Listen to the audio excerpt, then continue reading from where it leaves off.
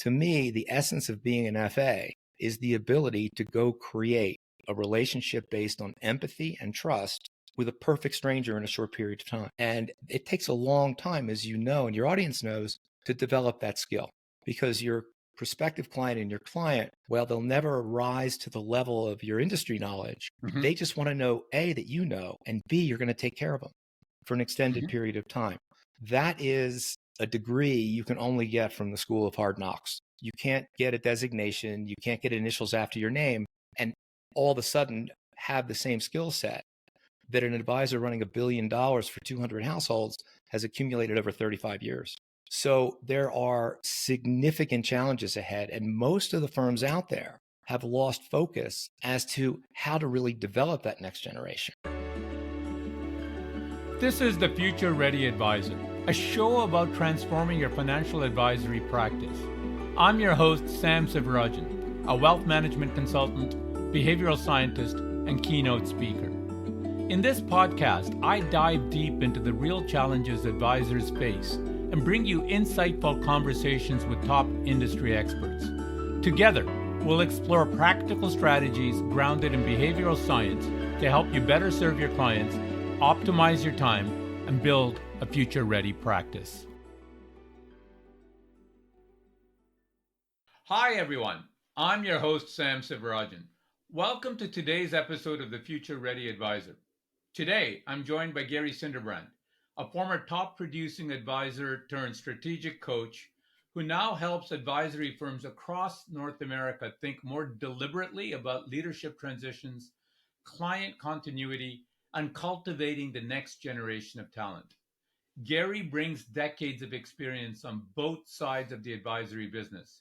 And today, we're going to dig into what it really takes to build a future-ready practice in an era of increasing complexity and looming advisor shortages.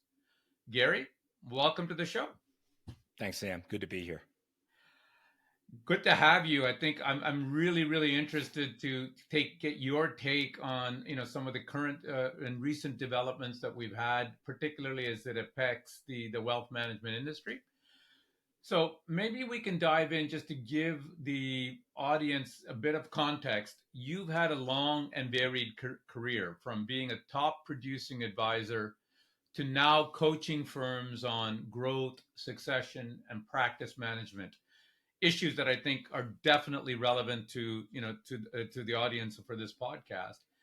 Can you walk us through your journey and what some of the pivotal moments that shaped how you think about building, shall we say, enduring advisory practices? Sure. So my journey started shortly after I graduated college. I knew I wanted to be in a role where I didn't have any preset hours. I didn't have any quotas that I had to meet, and I wanted to kind of go my own way. Initially, I looked at joining my father in his property and casualty insurance business, and then realized pretty quickly it really wasn't for me. I didn't necessarily find the ability to generate a feeling of, hey, I've really made a difference for this person, especially since I'd be selling a product that most people would hope they never use. So I knew Merrill Lynch was opening an office in Atlantic City, New Jersey. Casino gaming had just passed, and they were opening an office right down the street from a company called E.D.G.E, which is a name some of you may remember. I applied. I was lucky enough to get hired. I was hired at age 24 and went through their training program. And for the first year, literally had no idea what I was doing. Fortunately, most of the clients I was able to bring on board understood that they weren't going to give me a lot of money because I didn't know what I was doing. And at the end of the year, I didn't like it at all. I had not really helped anybody. I had done some strategies which were recommended to me, which didn't make anybody any money. And I think I probably made more in commissions that first year than my clients earned. So I got on somebody's radar somehow. In the midst of thinking about quitting, I was fortunately identified by a regional manager who started to develop me and mentor me and give me the kind of training that I needed. And by my second year, I was on track for first quintile type numbers. By my sixth year, because I stopped selling what Merrill Lynch was asking me to sell and started listening to what my prospects and clients were concerned about, I had punched through $1 million in production, which was by then considered kind of the gold standard. In today's dollars, that would be about 2.5 million. Hmm. So started to, again, get noticed a little bit more. I was asked to go speak at a few other offices to talk about what I was doing. And I'd say a couple of years later, senior management approached me and basically observed, we don't see you doing what we trained you to do, but whatever you're doing seems to comport with the direction we want to go. Keep And it doing was kind of, yeah, keep doing it. It was kind of at the forefront of financial planning, which to me was always outcomes based investing. You're Mhm. here, we called it point A, you want to go here to point B. What do we need to do in the middle to accommodate the things that we know, the things that we don't know, and the things that we don't know, we don't know. Mhm. So I put together a training program with another financial advisor. They ran a pilot. It hit more so than we thought, and it ran for about 12 years. And I had the privilege of training over that period about 10,000 Merrill Lynch financial advisors, Wow. many of whom I still work with today. I stayed in the business up until about 8 or 10 years ago, did a small startup, and then was going to come back in the business in 2018, 2019. And I was trying to decide, did I want to come back in and produce, or was I more interested in possibly continuing to teach? I approached Merrill Lynch. They were very interested in bringing me back as a contractor, which I was fine with. Mhm. And then COVID hit.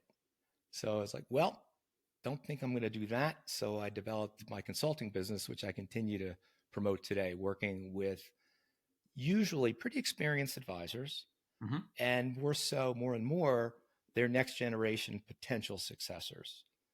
And that's where I spend the majority of my time. A lot of fun, I can see, but a lot and a wealth of knowledge that you're obviously sharing with your clients and with the industry. Let's shift to the big picture, Gary. So you and I talked about it before, but a recent McKinsey report projects a shortfall of up to 100,000 financial advisors, primarily in the US, by 2034. Now, you've worked with firms, you just talked about navigating the next generation, succession, practice growth.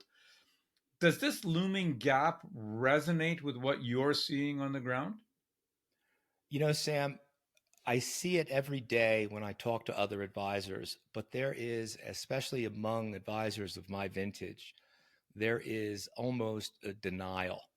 When you're growing Hmm. up and you think there's a monster under your bed, don't look and it won't be there. Right. That's how a lot of advisors are approaching succession. They know it's coming.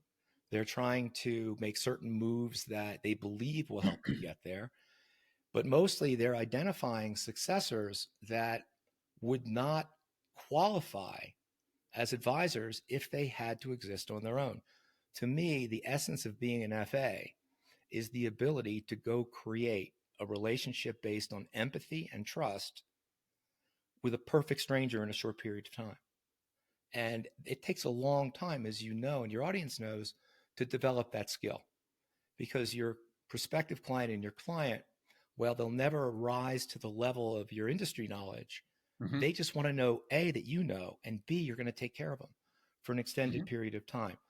That is a degree you can only get from the School of Hard Knocks.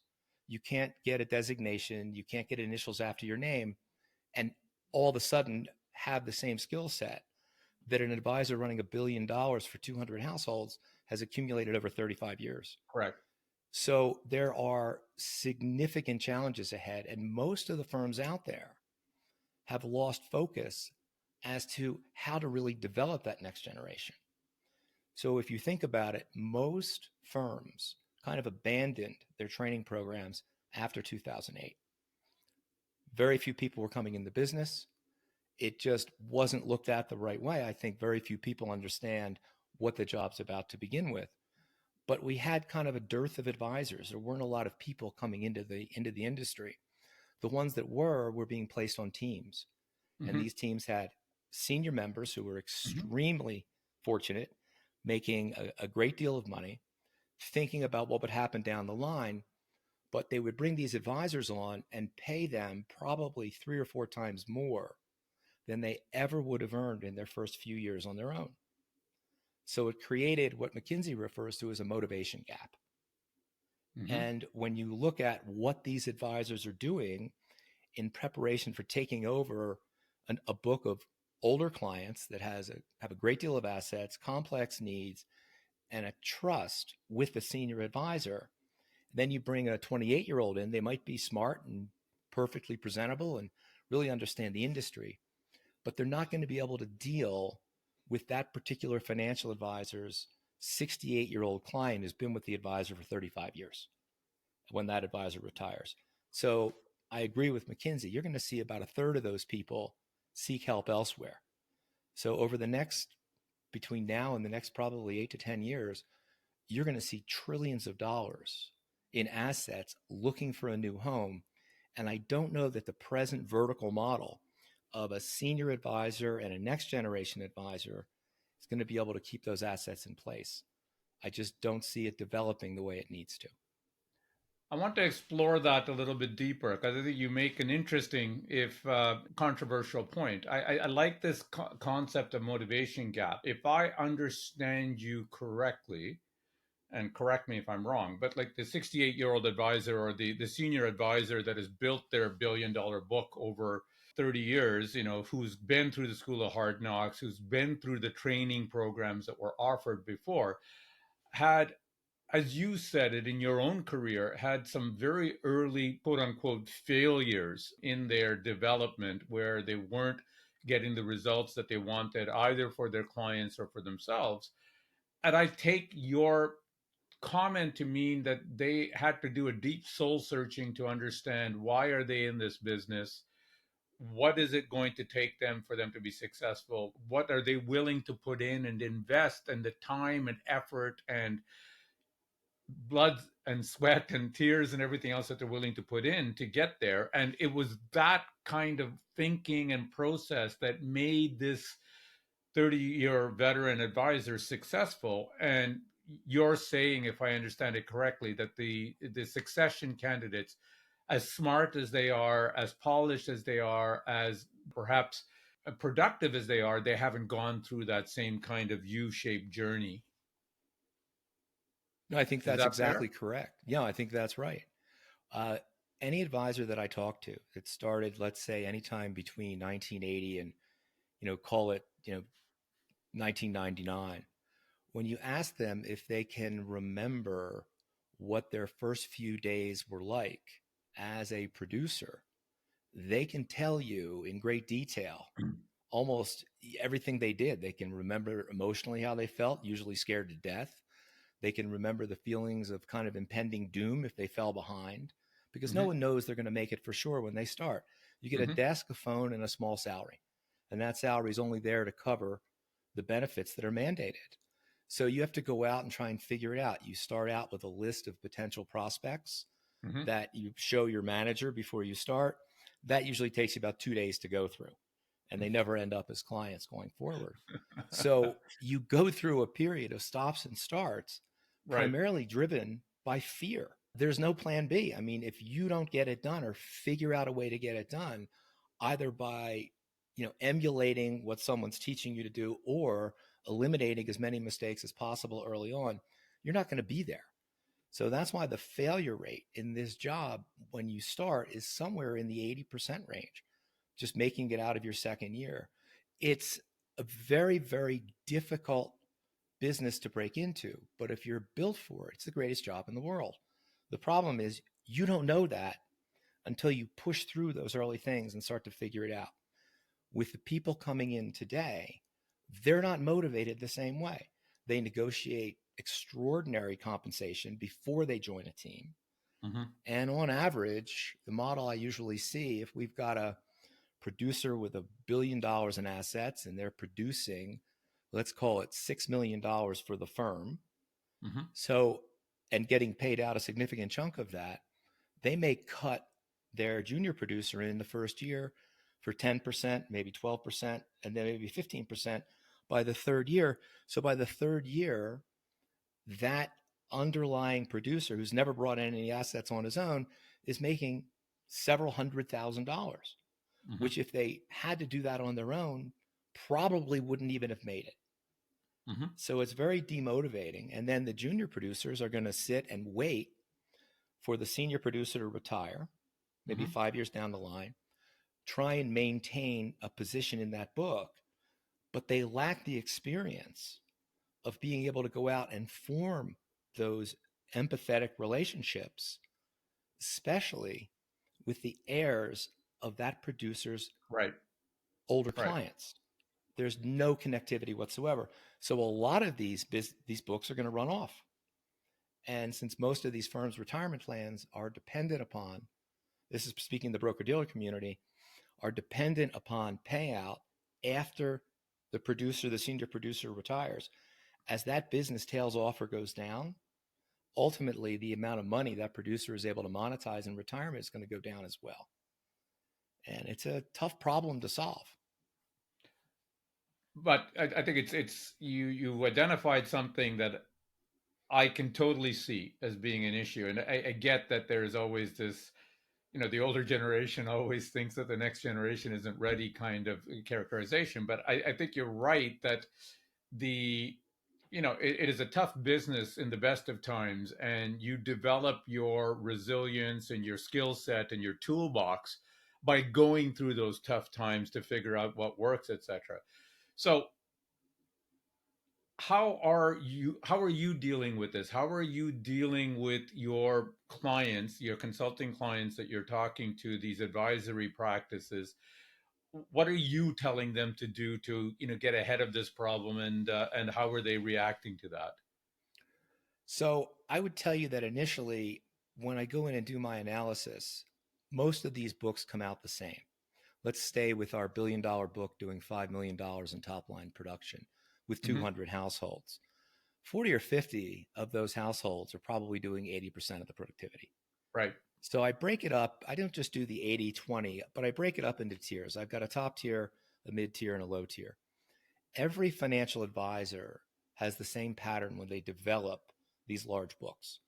In your first few years, you're going to bring on board anybody that can literally fog a mirror. You need the assets, you Right. need the Right. productivity. You're going to take on anybody that will take you. And you And you have the make these time. people, absolutely, you make these people all these promises, and you're spending, rightfully so, in your first several years, the vast majority of your time hunting for new money, hunting for new relationships. You're out there.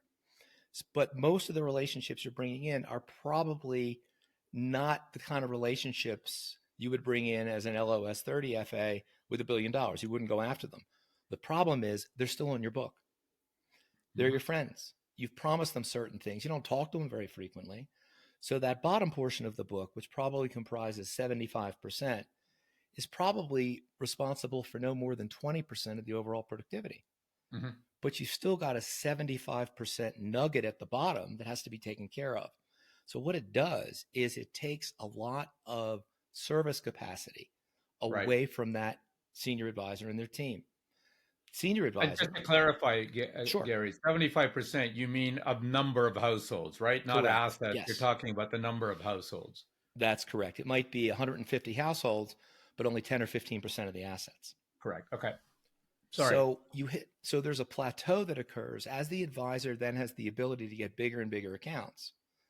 It's kind of that weight, that induced drag of all of those other accounts that you've taken on in your first 5, Hmm. 7, 8 years that don't look like the last 10 accounts you brought in. The last 10 accounts this advisor brought in probably were all north of 20 million.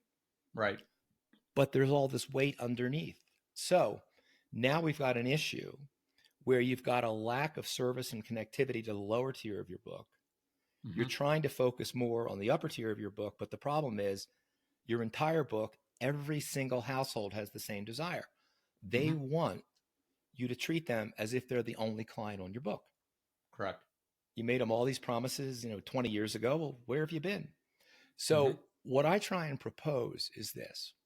Instead of the senior advisor paying a flat percentage of the overall productivity that they're generating to the junior advisor, who will not have the ability to drive his own income or their own income, will not have the ability to set their own hours, will not have the ability to learn on their own to figure Hmm. out how to develop a business. My recommendation is that we rebalance the numbers to keep the compensation equal for a year. Whatever deal you had, great, keep it for a year. Hmm. Let's do this instead. You've got 100 households here. You talk to maybe once a year or not at all when they call in. You know these people, you like these people. Some of them are still in pure brokerage, some of them have mutual funds. There's no directionality whatsoever to what you're doing. So let's do Mm-hmm. this. First thing I do is get them to agree that clients that follow their guidance, usually using managed advisory programs, Mm-hmm. outperform clients who are self-directed, who are only listening some of the time. Every advisor says, absolutely correct. I said, Mm-hmm. fine. Let's write a letter to this group of clients. Let's tell them about your junior partner. Let's tell them that you seek to improve the level of interactivity, service, and want to make sure you can get them to the goals that are most important to them as a client because they're most important to you as the advisor. Mm-hmm. As a result, going forward in the letter, we're only going to be dealing with clients who can clearly articulate their future goals and allow us to oversee their assets using a strategy that involves a fee instead of a commission, where we can give you advice instead of having to depend on transactions, which we think Mm-hmm. inherently conflict us. Correct. Yeah. My junior guy will be following up or in a day or two or whenever it might be to discuss this. And we hope you stay with us because we know it's the right thing. So two things happen.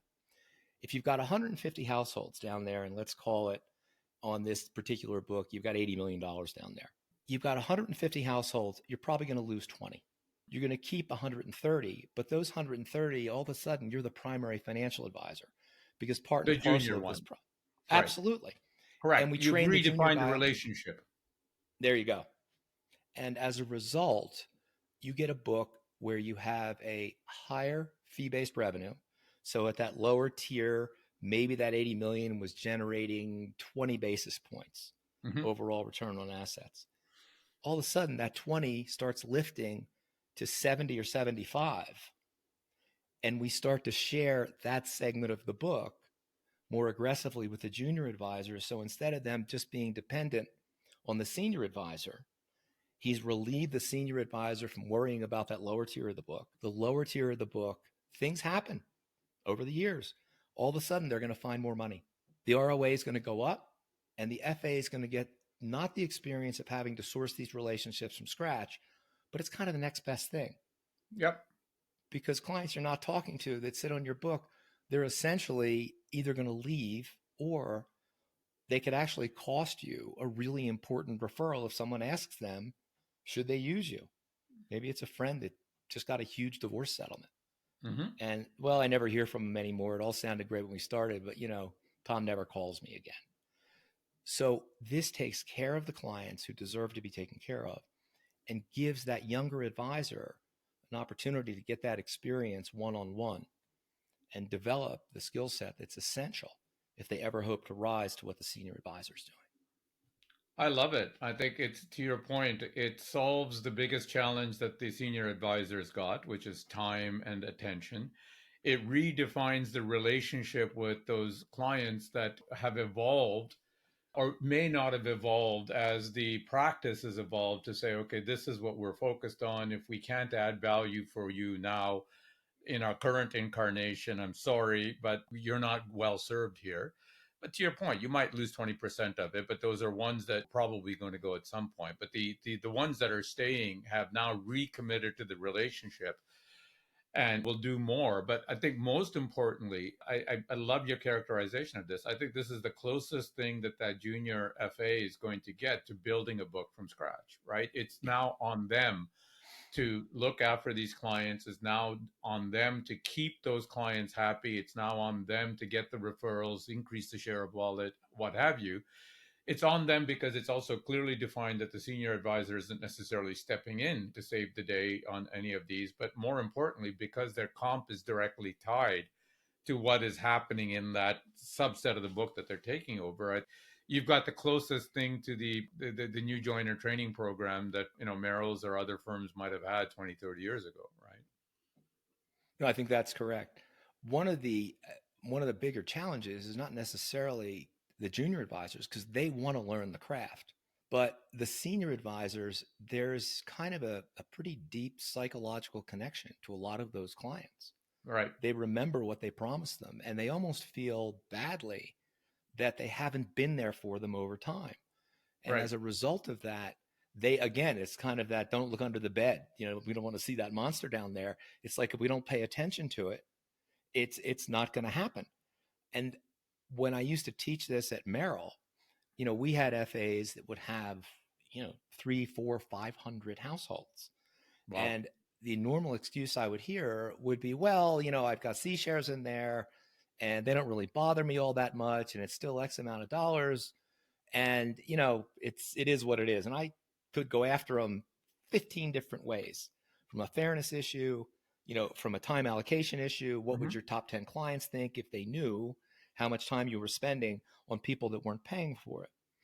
And then in one of our training programs we had in Chicago, we had a story that an FA shared with us who probably had 500 households. He worked in downtown Chicago. He was in line at Starbucks in the morning to grab his coffee.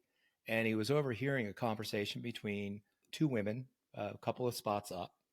And one of them was literally congratulating the other on finally settling this super messy divorce. And she apparently, I didn't get the number, but she inherited, it was a multi-million-dollar settlement, Okay. probably an 8-figure settlement. And she had never had this kind of money or responsible for it, but she knew her friend was an investor. She said, I don't know what to do. I don't know where to go. I don't know who to ask. I think you told me at one point you deal with Merrill Lynch. Should I go talk to your person? Now, Hmm. all of a sudden, the FA perks up. Hmm. Then he hears his name mentioned along the lines of, well, I His deal with so his and so and name. so and so, Okay. but I haven't heard from him in over a year. And the only time I'm in contact is when I call, and I normally talk to his assistant. So I don't know that I can recommend him in good faith. Wow. And this FA was two people back in line. And he was like, it took him an hour when he got back upstairs to figure out who the client was that wouldn't refer him. And the entire room just went, whoa, okay, we get it. Yeah, they may not be bothering you. They may not call in a lot. They may But you not don't take know a what lot it's of. costing you, right? You don't know what it's Exactly. costing. Right. And when I looked at my group, and I would say, if you think this is the only time that's happened, you're kidding yourself. So you need to get serious about it. Back then, we didn't have necessarily the teaming issues. So you would find other FAs in the office that were good people and they would service them. They weren't really growth oriented. So you could always find things to do to associate and do the same thing.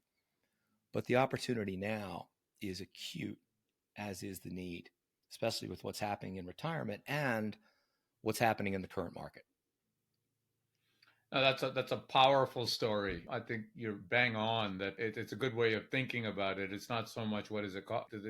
It's not having those clients. You're serving them, quote unquote. But I think it's like anything else from economics 101. It's the opportunity cost. What are you giving up by having those clients and not servicing them properly? You're not creating a great experience for those clients. You're taking away time from your own efforts to kind of go after the type of big clients that you're used to serving. But more importantly, I think you're potentially hurting future business because those clients are that you think that you're being loyal to and serving don't feel that you are serving them and are not going to they're going to vote with their feet eventually, right? It's exactly right. And it doesn't matter how large the book is, it still segments the same way. And Correct. FAs will come up with a variety of excuses as to why they won't do it. But what's incredibly frustrating is they turn their next generation FA into kind of an indentured servant. They're good with planning. They run my plans to help with my presentations. They're good with tech, this, that, and the other thing. And that's not in the job description. Yep. The job description is empathy, trust, and discipline. That's in the job description. No, and I think to your point, even from a pure self-serving point of view, if you think about eventually retiring and having a successor take over that book, if your payout or your reputation in the community or even just your sense of a job well done, you want to make sure that that next generation is as ready as possible to kind of do the type of work that you did to the level that you did it, if not better. And you need to prep them properly for it. And I think to your point, like it's easy enough to sit there and say, well, like I've got this indentured servant or whatever, even if I'm paying them a lot of money. But if you're not developing their capabilities, their empathy, their ability to serve the clients, I think you're doing yourself, the client, and quite frankly, I think the industry and the name of a financial advisor, you're doing a bad service, right? There's no question about it. And so the model of taking an individual that has no production experience whatsoever and plugging it into a team for something that may or may not happen someday, I think is fundamentally flawed. FAs, senior FAs have a tendency to get married way too quickly. And it's easy to get married and put yourself in a partnership. Divorce is incredibly difficult if you're going to break up one of the partnerships. Mm-hmm. I've been on both sides of that with clients I've advised. Right. So one of the things I recommend is if you haven't really designated a successor yet, why don't you try out several people? Correct. Why don't you create joint production numbers and give 10 or 15 of these lower tier relationships, less contacted relationships, to 2 or 3 different advisors and say, here's the mandate. And you lay out exactly what you want them to do. We want to get full profiles. We want to convert them to an outcomes-based approach. We want to gather Mm-hmm. supplemental assets. We want to make sure that we're in contact with them on a regular basis. Mm-hmm. And we want them to view us as their primary financial advisor. And we want them to refer you additional business. And let's see, of the 2 or 3 advisors you're trying out, who can meet those standards, because that's the role that the senior FA is playing. If you want to be successful as an FA at the level of a lot of the people of my vintage, if you will, you've got to really want it. Correct. You really do. And you've got to put yourself out there, and you've got to take the risks, and you've got to take the hits. You're going to get knocked down. Just keep getting back up and moving forward. Let's see. And doing the right thing, right? And I think Always. that your point about, I love this idea of having 2 or 3 people that you're carving it up. And if I understand you correctly, and I totally agree with that, I think being very transparent about them as to what you're doing and how you're going to evaluate them, etc., because they should know, because they should know on what they're being evaluated on, right? And Yeah. that's the way that if it's not measured, it's not done. I think if you're trying to sit there and say, look, I want you to develop into, the advisor that I think that you can be, and this is how I'm going to measure it, and that's going to make you a better advisor, not just to serve your clients and to be successful in the profession, but it's what I'm going to be looking for in terms of giving you more of my book, right? No question about it. And what it does is it imposes an overlay of accountability.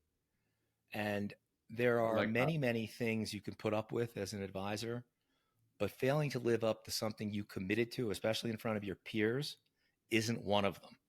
Yeah. You will live up to that. If you even think about the concept of these mastermind groups that are out there now, Mm-hmm. these mastermind groups, it's not like these people that are at the top of their profession are going to learn systemic knowledge that's brand new. But in these groups, they're trading wisdom nuggets. They're trading, Right. reflecting on their own experiences.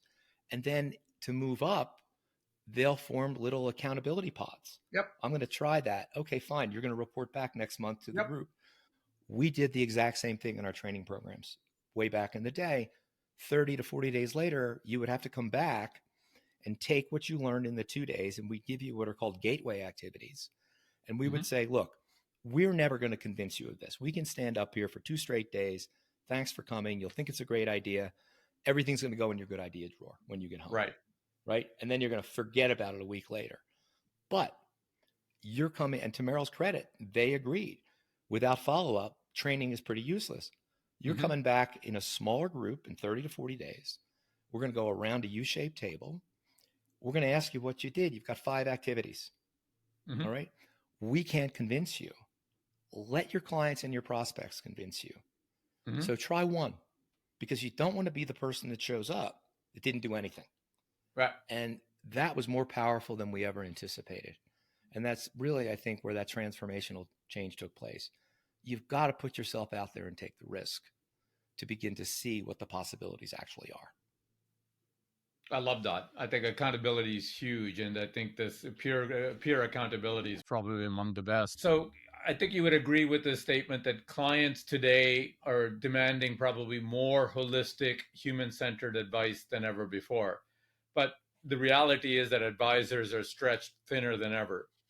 So, how can firms and practices balance, I guess, the rising expectations of their clients with the operational realities of their own time and capacity? It's really a great question, Sam. And it's not going to happen at the firm level. All the firms are going to tell you from an institutional standpoint, this is what we believe in, and we want to leverage best practices. And it all sounds great. It really Yeah, is. yeah.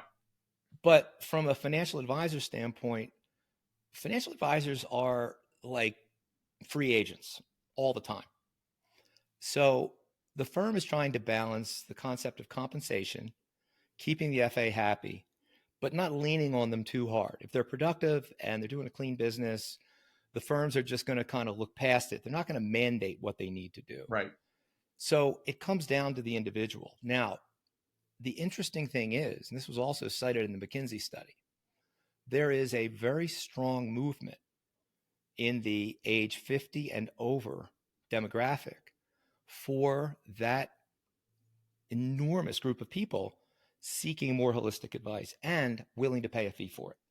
Hmm. So if you're an advisor that has always gotten by on kind of maybe doing some planning, or, yeah, we did a plan 4 years ago, and you're not doing the things that help mitigate risk, and you're not keeping the clients plugged into that specific outcome that they need, those types of clients are incredibly susceptible to an overture from a client that looks at planning as a verb. It's an Hmm. active, Hmm. active, ongoing thing that you have to do, especially when markets become volatile. So it's unfortunately not anything a firm can mandate. Now, Merrill, I think, did a pretty good job. And I think the reason Merrill did a good job is that they were able to allow peer-based training to emerge. So it wasn't just myself and my partner who were teaching. There were probably 8, 10, 12 other FAs that were always talking to other groups about the way they did business, which was consistent with what we were doing. And you learn best when you learn from your peers. That's really not happening anymore. You Hmm. might see a peer speak at a conference or even a small training program, but without that accountability follow up, there's not going to be any change. And the training programs or training departments that exist in these firms, for the most part, are basically staffed by people that either never really produced, or if they did, they didn't produce at a very high level. So the FAs, especially the senior FAs, they might listen and nod their head, but they're not really going to take it to heart because the Right. person that's telling them about it is telling them what they've heard from other people instead of what they've done on their own. So it's a real challenge. They're all dealing with it. In fairness, the only firm I work with that's really going after it is Morgan Stanley, who has made a decision that they will now only hire new FAs if they strongly believe they can act as rainmakers, which I think is the right way to go. So, And they're meaning that they backing can that bring up. their own clients in and stuff, or Yes, how do you mean? How do you? Okay. that they would have the ability, whether they're on a team or on their own, to generate their own business from scratch. And they're supporting that. They're supporting that internally with practice management coaches. They're supporting that with external coaches like me. But Hmm. I think that what they're doing is they're focusing on, here's what we need to have Hmm. if we not only want to keep the assets we're currently running as our FAs retire, but we want to capture the other assets that are out there. We Yeah. need to train our next generation of producers to look like our multi-million dollar producers right now from the get. We can't wait for them to hopefully pick it up. If they No, can't get it done, we can't keep them.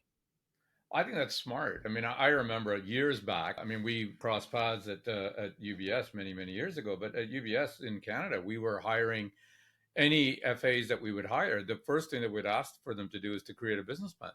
Like, how were they going to build their practice? How were they? What were their channels to market? What would their ideal client look like? What was their unique value proposition?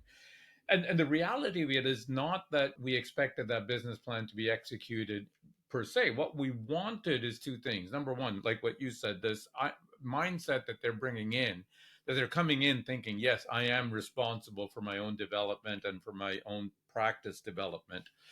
But secondly, I think is the thinking that was going on about for them to actually give some thought as to how they're going to go to market, what channels are they going to use, how are they going to. And I remember having many conversations. It's always invariably the business channel. Oh, I'm going to go finders. I'm going to have centers of influence that are going to. I know these lawyers or these accountants, and I'm sure you've had this many times. And my answer always back was, well, you and the 40,000 other advisors are all talking to the same 10 lawyers and accountants. So yes, it's a strategy, but You like you you remind me of so many different stories and interactions I've had with advisors. One of the things I look at when I do the initial analysis is I do what's called an ROR, return on referrals from professional okay, networks. And if the advisor has an outside attorney that, say, an estate planner they work with, I'll ask them, well, how many clients have you referred? I don't know, 8, 10. Is this person any good? Yeah, my people are pretty happy with him. How many has he sent back your way? None. yeah, Have you talked to them about it? Well, kind of, sort of, but they didn't promise me anything because they have a lot of people after them. And I just look at them and I said, so essentially, you're creating one side of a transaction. right, Your transaction is you're walking in someone who's going to spend money someplace else with someone you're introducing them to and purchase a service. And there's no pre-established relationship of what it's going to take to send the next person. yeah, Well, I was trying to tell them about my investment plan style and they want to get more comfortable. And I'm like, I'm just looking at myself. I'm saying they can't advertise. Where do you think they get their business? yeah, Well, I don't know. I guess from guys like us. Correct. Why aren't you in the same position? So the best referral source I ever had, I was introduced to by a local gentleman that owned a bank locally, hmm, didn't need my help, very sophisticated. I went and I used something called the advice model, which is something I okay, teach. And basically I said, Dick, here's where I am. Here's what I'm trying to do. If you were me, what would you do? He goes, well, you need people that can send you business. I said, okay, great. Who are you going to send me? And he would kind of laugh. He's like, not yet, kid. I mean, I was 25. yeah, He said, I want you to go see. And he referred me to his attorney in Philadelphia, who was a okay, senior partner at a very prestigious firm. He goes, I'll call him. You go meet him. I think you're going to be okay. He introduces me to one of his junior partners who's 34, 35. He's got an LLM. He's a CPA. He's got a law degree. He's brilliant. And basically, I'm talking to him and I said, so I'm interested in establishing a relationship where I would send you business as long as you'd be willing to reciprocate. yeah, He says, yeah, what else would I do? I yeah, said, great. I have your first referral. He said, who? I said, me. And became our personal attorney. We've known him forever. And we traded business back and forth for 35 years. wow, And it was a tremendous relationship. I had others like that, but I would never enter into any of these relationships where I would initially give a client a referral hmm, unless that accountant or attorney had told me they were willing to reciprocate. yeah. I think But that's a not only great did I point. do that, I would usually give out 3 names and I'd call each one of them Yeah. and say, you're going to be hearing from so and so. I gave him your name. I have to give others. I hope it all works out for you. But I just want you to know I'm thinking about you. Hey, great. So I had referral sources coming in constantly as a result. It worked. Look, I love that. I think you're absolutely right to have that very clear, not this implicit, of course, you're going to send me business if I send it to you. We're all in the business of generating business. So I think there's nothing wrong. I like the way that you put it is, look, I'll send you business. I need to know that you're ready to do the same. I mean, and it's not that it's a one for one, etc., but that you understand that this is a two-way relationship. I think that's very powerful. Yeah. Yeah. Gary, And we're that coming to worked out. the it did work out for years. Yeah.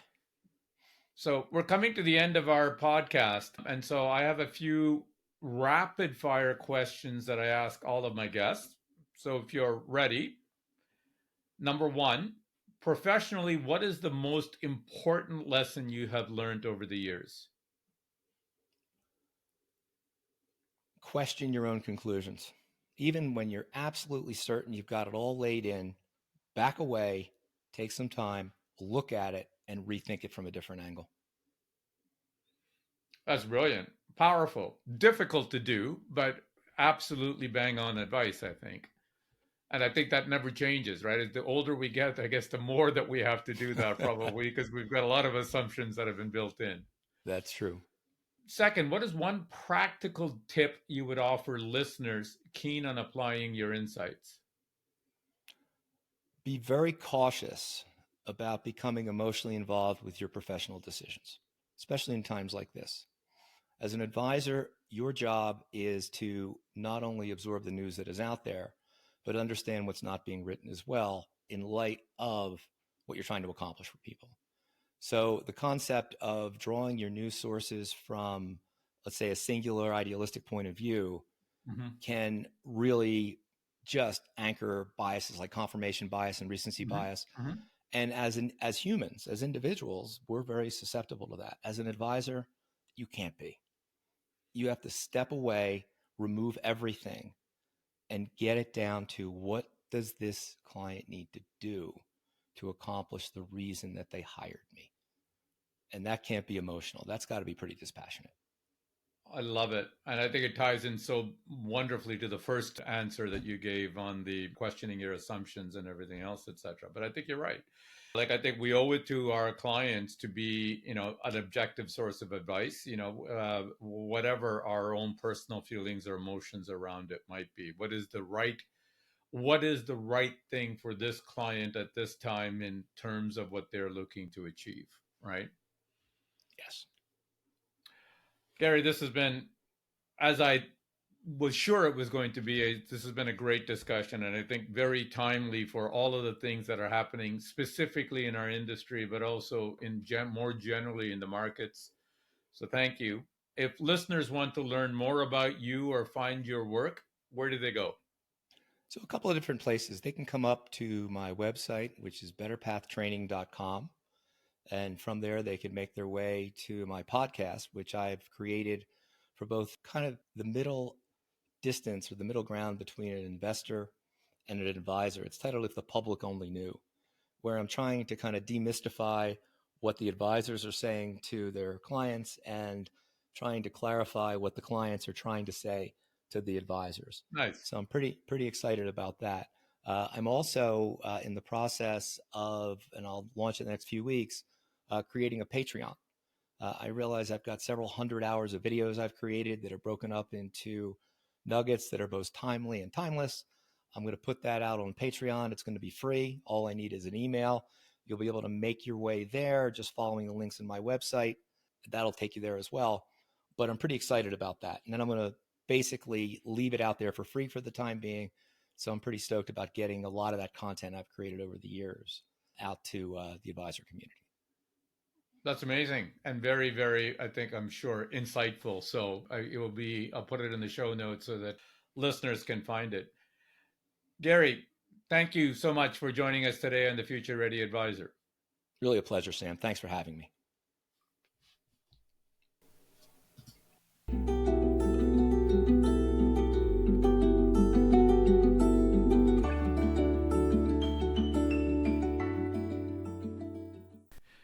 In this episode of the Future Ready Advisor, I spoke with Gary Sinderbrand, a former top producing advisor turned strategic coach, about the looming advisor shortage and what it really takes to develop the next generation of financial professionals.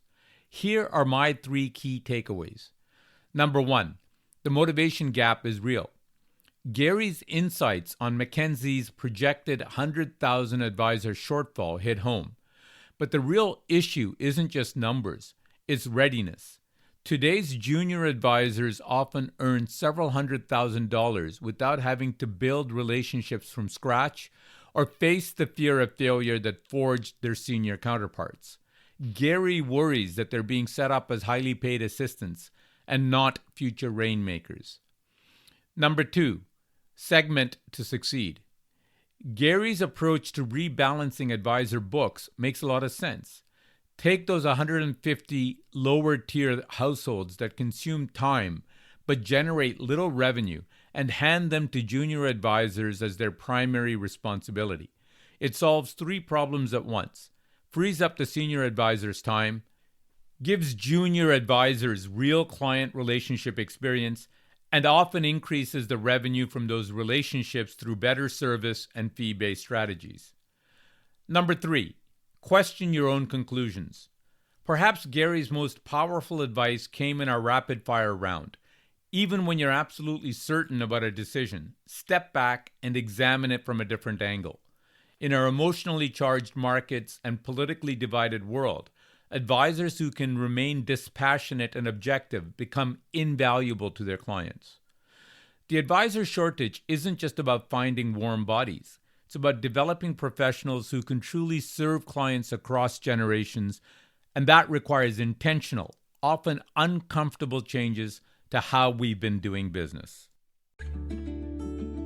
You've been listening to The Future Ready Advisor. If you enjoyed the show, please leave a review on Apple Podcasts or a rating on Spotify, or share your feedback wherever you listen. Be sure to follow the podcast so you never miss an episode. For more insights on how to keep your practice future ready, visit www.samsivarajan.com. You can find the link on the show notes. There you'll find free tools and resources, along with exclusive bonus content from these podcasts. Thanks for tuning in, and I look forward to sharing more strategies with you in the next episode.